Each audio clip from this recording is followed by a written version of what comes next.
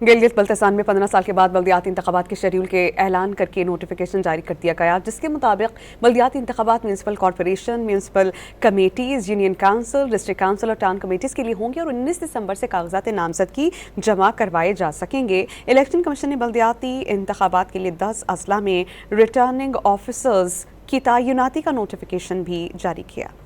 गिलगित बल्तिस्तान में 15 साल के बाद बल्दियाती इंतखाबात के शेड्यूल के ऐलान करके नोटिफिकेशन जारी कर दिया गया, जिसके मुताबिक बल्दियाती इंतखाबात municipal corporation, municipal committees, union council, district council और टाउन कमेटीज़ के लिए होंगे और 19 दिसंबर से कागजात नामजदगी जमा करवाए जा सकेंगे। इलेक्शन कमीशन ने बल्दियाती इंतखाबात के लिए 10 अजला में रिटर्निंग ऑफिसर्स की तैनाती का नोटिफिकेशन भी जारी किया।